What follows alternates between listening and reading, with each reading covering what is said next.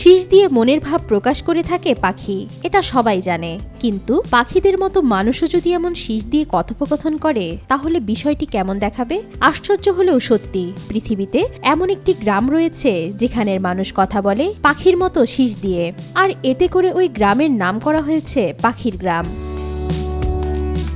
পৃথিবীর প্রতিটি কোণে ছড়িয়ে আছে ভাষার অদ্ভুত ও বিস্ময়কর সব রূপ। ভাষার বৈচিত্র্যের এক অন্যতম বিস্ময় তুরস্কের উত্তরাঞ্চলে কৃষ সাগরের উপকূলবর্তী পাহাড় ঘেরা প্রত্যন্ত এই গ্রাম, যার নাম কুশকয়, বাংলা অর্থ পাখির গ্রাম। গ্রামটির বাসিন্দারা কথা বলেন এবং একে অন্যের সাথে যোগাযোগ করেন পাখির শিশে। পাখির মতো শীষ দিয়ে তৈরি বলেই এই ভাষার নাম কুশদিলি, অর্থাৎ পাখির ভাষা।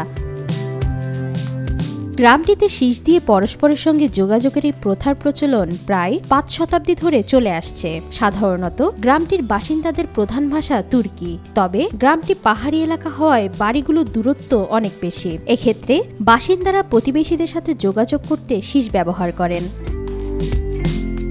পাহাড়ের ঢালে বিস্তৃত এলাকা জুড়ে যখন কৃষকরা কাজ করেন তখন একে অপরের সাথে যোগাযোগ করতে এই পদ্ধতি খুবই কার্যকর। প্রায় 1 মাইল দূর থেকেও শোনা যায় শীষের আওয়াজ। তাই শীষের মাধ্যমে সহজেই এক কৃষক অন্যজনকে জানিয়ে দিচ্ছে তার কাস্তেটা প্রয়োজন, অথবা জানিয়ে দিচ্ছেন খাওয়ার সময় হয়ে গেছে। এছাড়াও কেউ বাড়ির বাইরে থাকলে ডেকে পাঠানো, অতিথি এলে খবর দেওয়া কিংবা বিপদ সংকেত ও সতর্কবার্তা পাঠাতেও এই পদ্ধতি ব্যবহার করা হয়।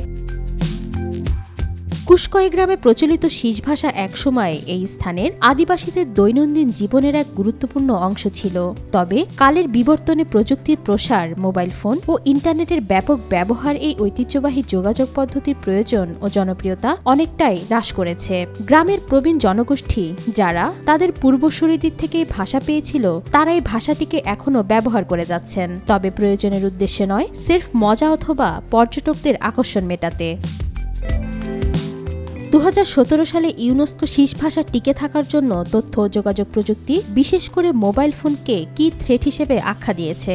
বিলুপ্তির হুমকিতে থাকা এই ভাষা এখন শুধু যোগাযোগের মাধ্যম নয়, বরং পরিণত হয়েছে শত বছরের সাংস্কৃতিক ঐতিহ্য ও অন্যতম পর্যটন আকর্ষণে। 1997 সাল থেকে প্রতি বছর গ্রামটিতে অনুষ্ঠিত হয়ে আসছে শীষ ভাষা উৎসব, যেখানে অংশ নেন দেশ বিদেশের পর্যটক ও গবেষকরা। পর্যটক ও বহিরাগতদের কুশদিলি শেখানোর আয়োজনও করা হয় সেখানে।